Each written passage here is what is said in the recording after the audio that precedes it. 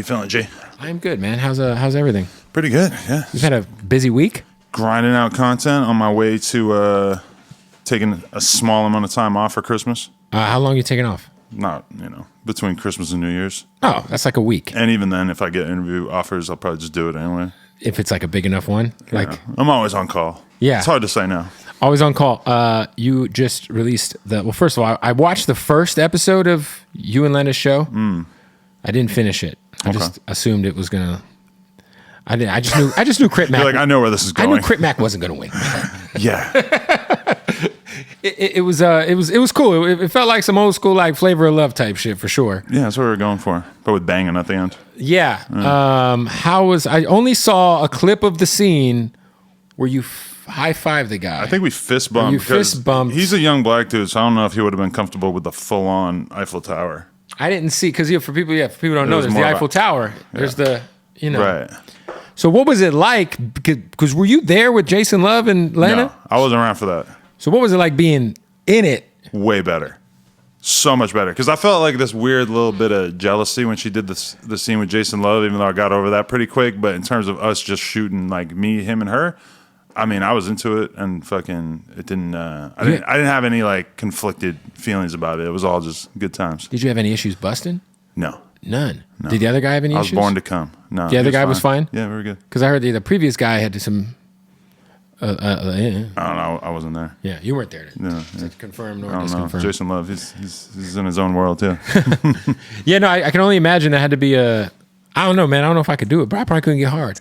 Yeah, I don't know. Honestly, it took me a couple minutes. It took you a while. Normally, I'm hard like on command, but it was like kind of tugging on it for me like 4 or 5 minutes before. But once it got up, it stayed up. It stayed up. Yeah.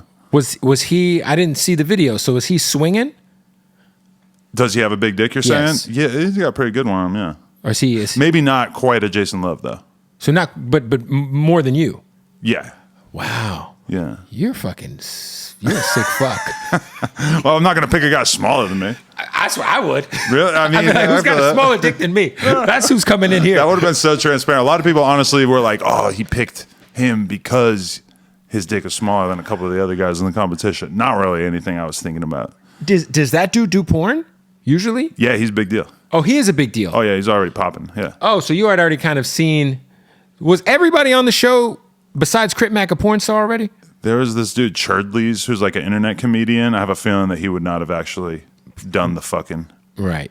A couple other people too. So like Rat Dick Ralph. The show seemed kind of like pretty set up. Obviously, it was good. The winner was not determined. The wizard wasn't determined. People think that we had the winner picked out the whole time. It was me and her were still kind of going back and forth about it until the last minute when we had to pick. But there was there's an interview that we do at the end of on episode 4, the final episode. We're talking to them at length, and like Lil D's personality just kind of emerged as being so much bigger than the other guys that it just kind of seemed obvious that he would be the one who kind of was emanating the most star power. And he's been cool about everything. Yeah, he's super cool. Because it seems like the other situation, the guy was like kind of clout chasey a little bit. Yeah, we definitely talked to him about that so we could avoid that mistake. Like, hey, if we're gonna do this, man, don't be a weirdo. Be a professional. Yeah, be a pro. Respect the marriage. How long? How many days did you guys film? It was only 2 days. It seems like a little longer, but 2 days, quick. It's so fucking expensive to have the whole entire reality crew there. And to rent the house. Exactly. Did you guys need to get permits? Yes. Oh, so you guys really fucking. It's a real production. We hired like a crazy 20-person reality crew to film and conceptualize the whole thing. I've always told everybody, because for whatever reason, I've told you this before. I think people think like we're a lot closer friends than we are, and we're cool. Like you're my boy, like you've thrown some lobs my way that I appreciate. I don't talk to that many people in general. But people like hit me up like, "What's up with your boy? He's a fucking cuck. This is weird." And I'm like, "I don't know, dude. Maybe like." And this is what I always say. You guys have been fucking women on camera, right, for so long. One dick comes out of left field, and it's like crazy. All of a sudden they just act like you guys aren't sex workers or performers or whatever you want to call it. Like right? even when we had our kid, I don't really remember like almost anybody throwing it in our faces and being like, you shouldn't have a kid, you're a porn star, yada yada. Whereas now it feels like every time, It's all you hear. Oh, it's all people want to do is just tell me about how I'm like violating the sanctity of traditional marriage. And like everyone just kind of like willfully ignores the fact that we do porn and are, let's be honest, clearly trolling / hamming it up to get as much media attention as possible on Plug Talk, right? Which worked. Yeah. Yeah, I think, I mean, that clip you guys sold with Jason Love had to be one of the more, I think you had told me it was one of the more successful things ever sold on that platform, right? The biggest OnlyFans scene of all time. Ever. 7 figures, of course. 8 figures? I wouldn't want to take that leap. You never know, though.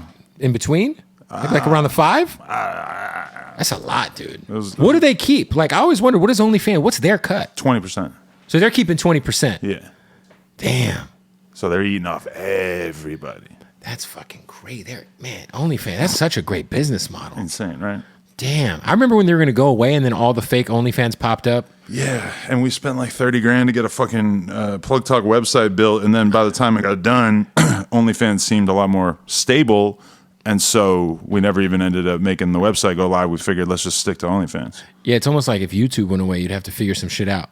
Like OnlyFans is kind of like the new like standard if you're a content creator, even in the porn industry. And right? I even know girls, like some of the biggest girls in the industry, who have their own website ready to go, and they just keep it on the back burner because OnlyFans is just so much more familiar to the users that it's a layup. Like it's just so much more effective to put your content on there. It's kind of sucks that you can't necessarily like present it exactly the way that you want to present it, like you would be able to on a website. But they go to your website, they got to put in their credit card information. They go to OnlyFans, right. Credit card information is already in there for like almost everybody who would ever think about buying porn, right? True.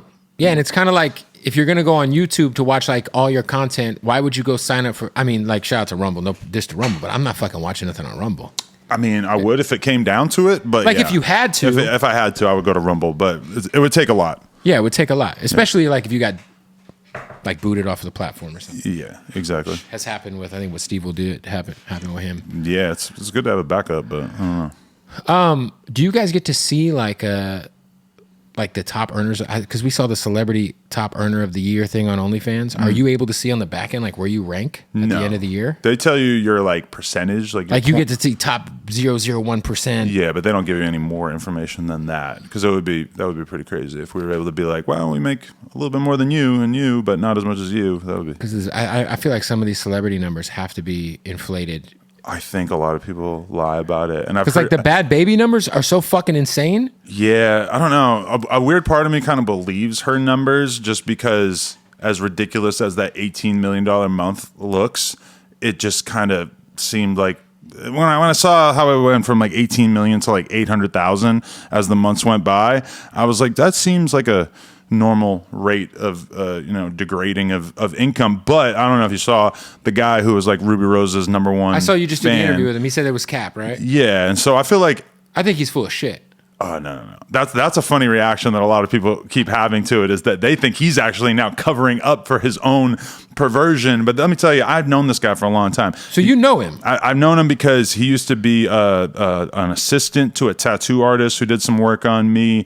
He one time came to the store in like 2018 and he did a dab with lean instead of water. I guess he was just trying to get some attention doing that or whatever. And the thing about him that really made me realize it was fake is, well, number one of the top dudes at OnlyFans corporate told me it was fake.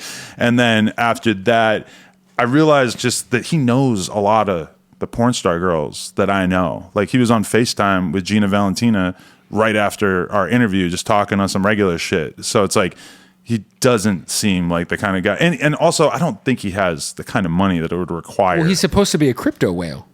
I think, yeah, that's. You think that's all bullshit? Yeah, no. So, because I saw a picture. He didn't get a Ruby Rose tattoo. He did get a Ruby Rose tattoo. I don't know, which is kind of funny because I doubt she would ever want to really see him again. That's very that's committing. You want to know something super funny? Oh my god, I feel bad. Actually, I feel bad even calling it funny. But he had a whole week of media planned out, right? He was going to do Vlad. He flew to Miami to do Fresh and Fit immediately after our interview, and he was supposed to go on that whatever pod. We've been DMing each other. Well, there's another one that probably isn't going to happen, I would assume, but like the whatever pod, when I went there yesterday, he asked me about that guy. I told him it was fake. He goes, "Oh, we're probably just not going to have him on then." I'm like, "Oh, whoops." Vlad, I think, canceled on him as well. If it's fake. And he flew out to do Fresh and Fit, and they canceled on him after he already flew out there. But I understand why, because what the fuck are you interviewing this guy about if it's all fake? Yeah, especially, I mean, shout out to Ruby Rose. If this was her team, like hiring some dude, it fucking worked. Yeah, I don't know. I mean, Crazy. It's not a bad idea. Oh, I've smart, yeah. I told my girl right away, as soon as I saw it, I was like, we should do this. We should say that. Find somebody. Some guy give us $100,000. Let's just up the ante. Just Why find not? some dude, hire him, some fucking dude that's a nobody who doesn't have any relationships, To her no credit, social media presence. they made it seem kind of real with the screenshots of the thing. with the texting and shit. Like yeah. weird dude from OnlyFans. That was smart. And even this right here is kind of like another round of attention on Ruby Rose's OnlyFans, even if it's and not I've as noticed positive. too, like you'll scroll on like Hollywood Unlocked, and they'll have these fake stories about like teacher gets fired from their OnlyFans account, but it's really like we banged her. Oh, no, but I'm not even talking about that one because that was a real one. Yeah. There's been so many because we talk about shit on the radio, and my boy will be like, "Oh, this is somebody got fired from their job or whatever," and then we'll look and we'll be like, "Oh, this is a paid ad." Oh yeah. And now Twitter will add a community note oftentimes informing the public of, "Oh, this is fake. Like this account got paid to post this. This is OnlyFans promotion." Yeah. So shout out to Elon. That's a very useful service right there.